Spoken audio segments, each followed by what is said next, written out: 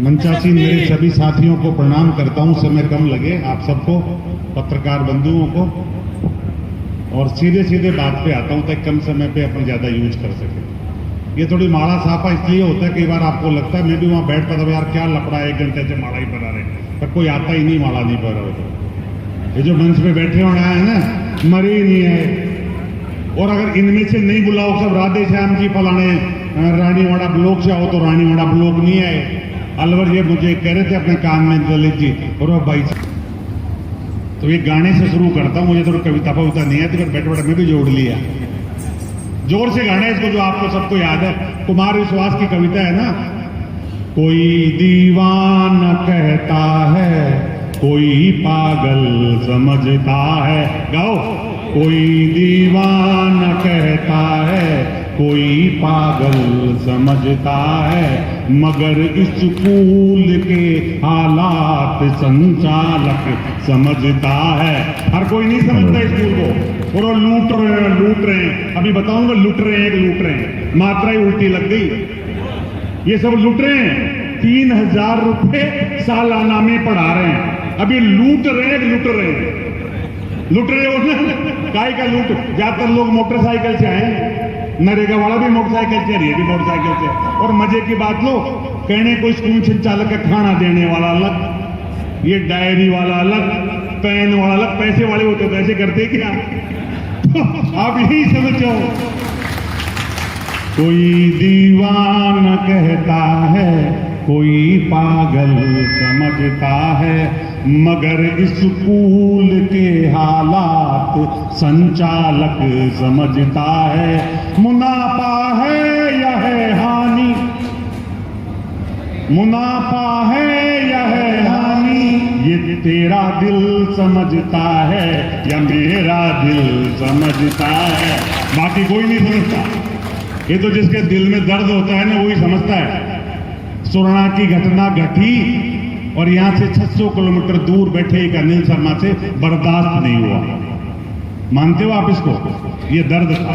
मैं जानता भी नहीं कौन चैल सिंह है, रियली बता रहा हूं, नहीं जानता। बीकानेर में एक स्कूल संचालक को पुलिस वाला पकड़ के ले जाता है, और जैसे ही मैं वीडियो देखता हूं, और बीकानेर से भी 400-500 किलोमीटर दूर मेरा दिल धड़क उठता है, और मैं चिल्ला पड़ता हूं, उसको सस्पेंड करा के छोड़ता हूं। आप समझिएगा, क्योंकि ये दिल धड़कता तब, ये जो एक भावना है, ये कई बार वास्तव में आप लाने से नहीं आती, अंदर से निकलता है।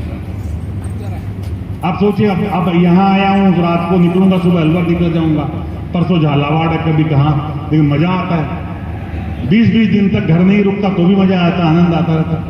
ये अंदर से एक आग होती है लोगों को।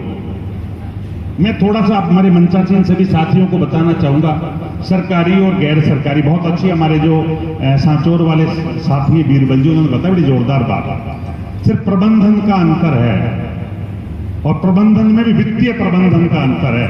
वहां सरकार जनता से लिए हुए टैक्स को से खर्चा करती है, और हम फीस लेकर खर्चा करते हैं। इसके अलावा कोई अंतर नहीं होता। वो सरकारी है और हम गैर सरकारी हैं। ये प्राइवेट सब बोलना बंद करो। स्कूल कभी प्राइवेट नहीं हो सकती, ये ध्यान रखो। संविधान में लिखा हुआ है स्कूल 2 ही व्यक्ति चला सकते हैं, सरकार या एक सोसाइटी यानी गैर सरकार, जीओ गवर्नमेंटल ऑर्गेनाइजेशन या एनजीओ। अस्पताल कोई भी खोल सकता है, बाकी काम कोई भी कर सकता है, लेकिन स्कूल आदमी नहीं कर सकता।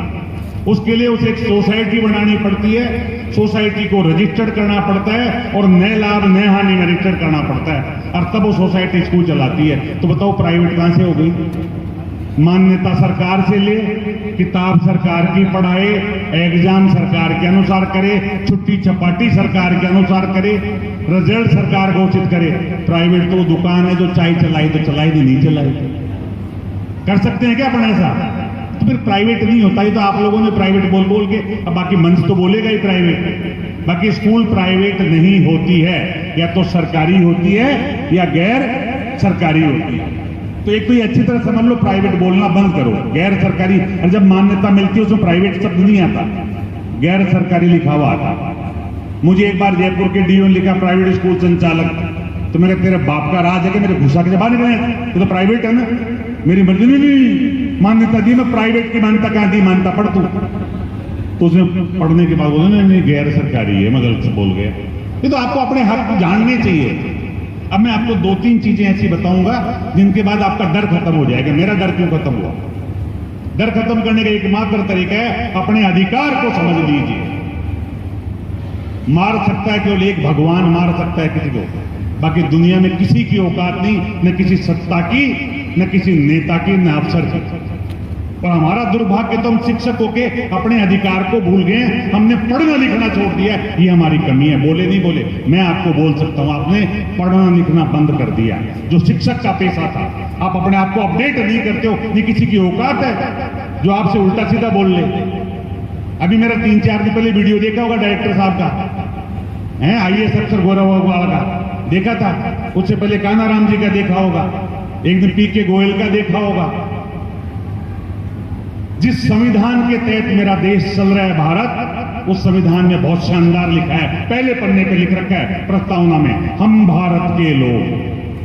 मालिक कौन? जनता। सरकार कौन? प्रतिनिधि। आपका MLA MP कौन? आपके प्रतिनिधि। और कलेक्टर SP कौन? आपके नौकर। आप सुने ना, मालिक कौन? जनता। वो जनता का प्रतिनिधि कौन? MLA MP। और कलेक्टर कौन?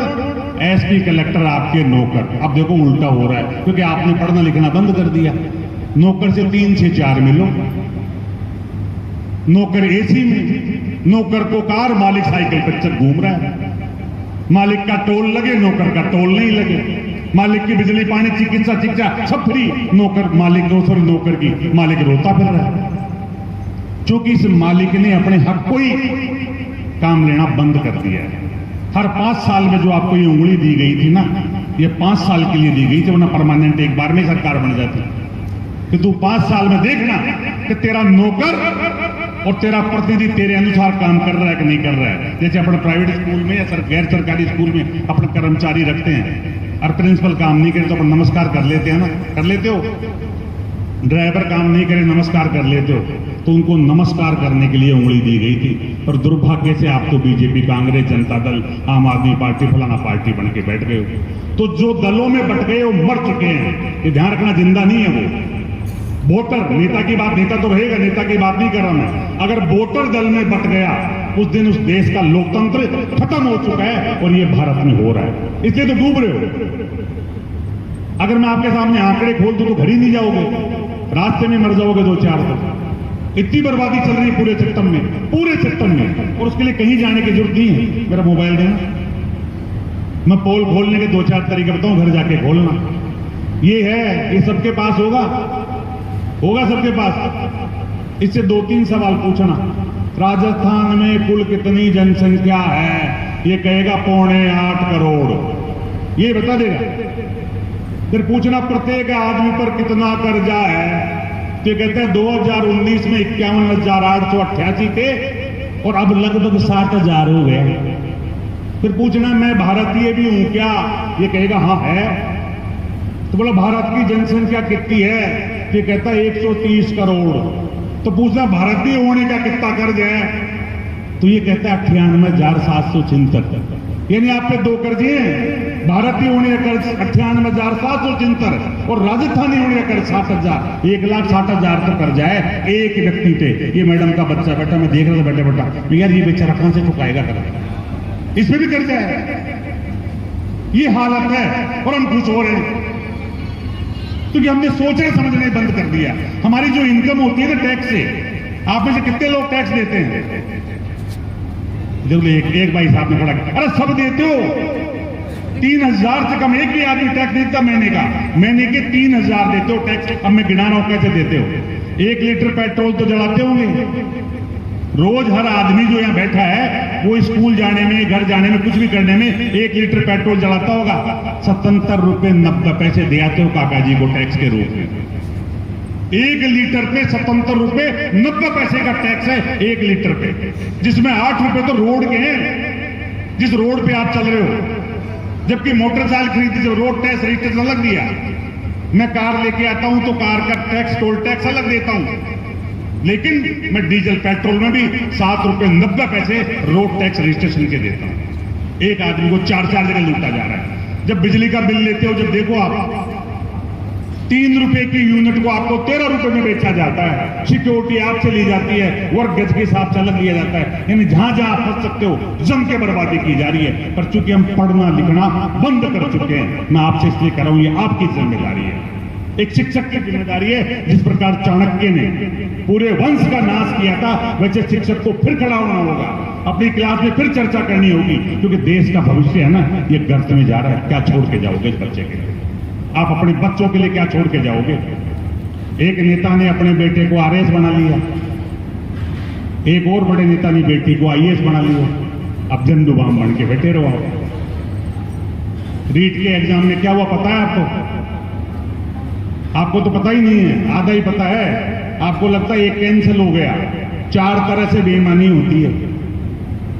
आपको तो एक ही बेईमानी पकड़ नहीं आ रही। आप तो फलाने आदमी ने बैठा लिया होगा, दलालों ने बैठाया ही नहीं, खाली पेपर छोड़ा जाता है और वहां भर दिया जाता है। जो सर बता रहे थे कभी माध्यमिक शिक्षा बोर्ड, मैं उस मूल मुद्दे पे आ रहा हूं।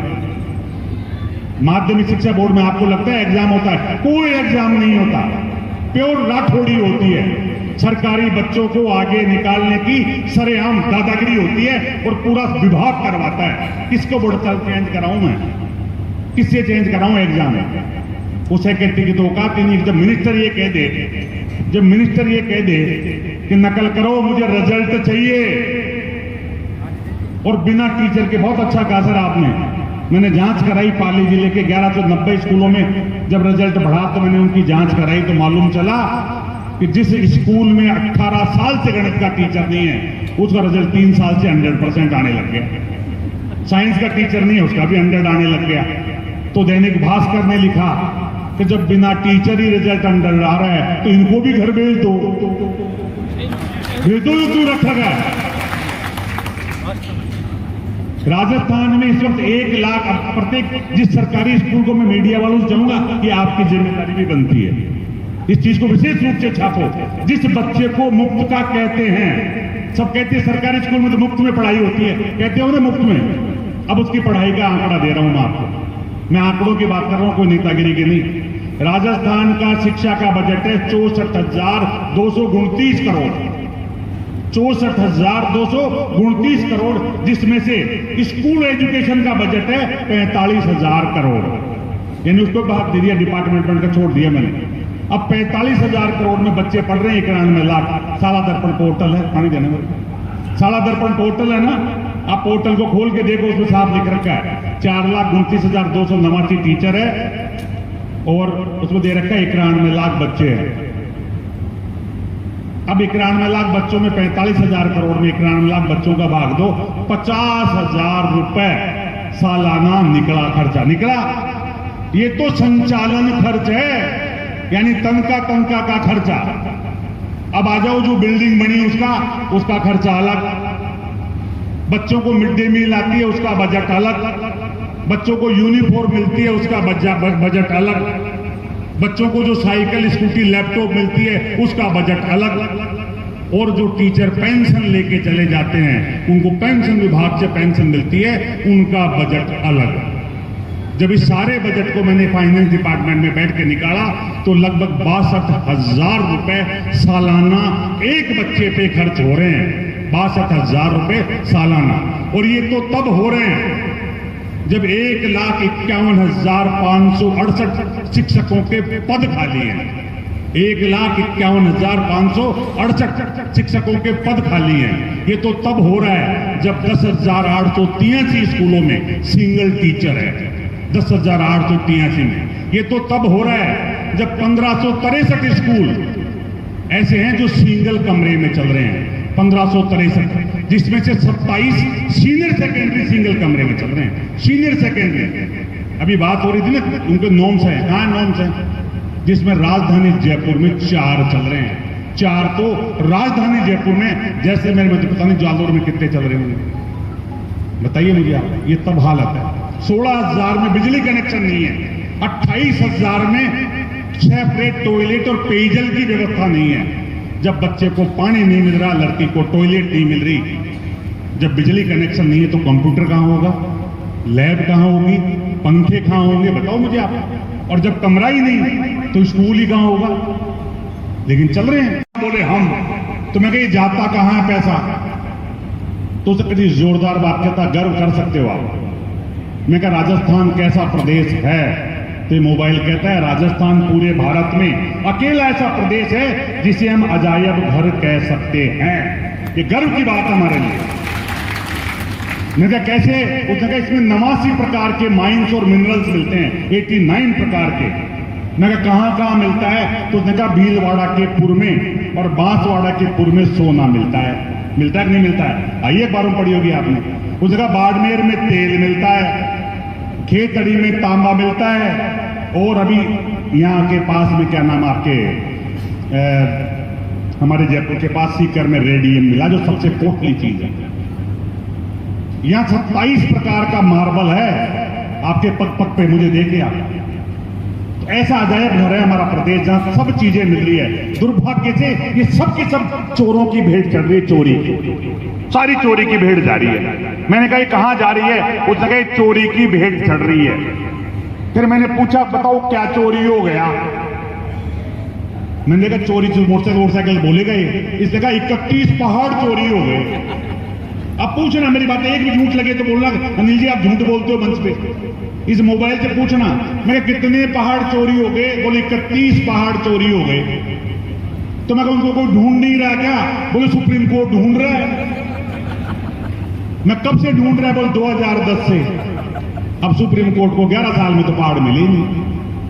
अब देखिए प्रैक्टिकल है, इतनी धांधली है। जो पैसा आपसे टैक्स का लेता है उसका 95% केवल 1% लोगों की जेब में जा रहा है। 1% सरकारी कर्मचारी जो 6,99,000 की संख्या में, उनके और नेताओं की जेब में सारा। इसको बोलते हैं सरकार के बजट को जब आप कभी पढ़ते हो तो 2 भागों में बांटते हो उसको, कमिटेड एक्सपेंसेस और एक होते बाकी एक्सपेंसेस। कमिटेड मतलब जो करने ही पड़ेंगे, उसमें दे रखा है सैलरी और पेंशन।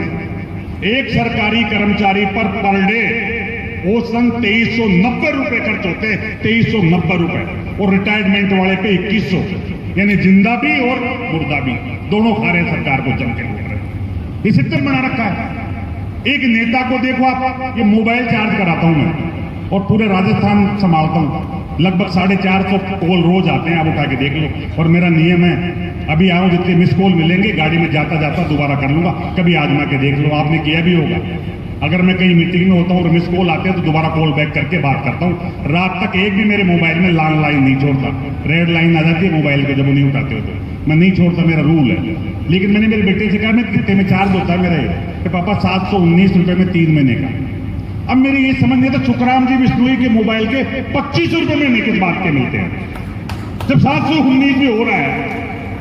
पार्षद जी को 1250 रुपए कुछ मिलते हैं मोबाइल चार्ज कराने के। सारी दुनिया जान रही है कि मोबाइल 250-300 में चार्ज हो रहा है महीने का, फिर भी 1200 रुपए दिए जा रहे हैं। ये क्या है? ये है भ्रष्टाचार। सारा खेल यहां है। पूरी जो बर्बादी हो रही है यहां हो रही है। एक हैंडपंप आप लगा के देखना, 1,00,000, 1.5 लाख, 2 लाख में लग जाएगा, वही है।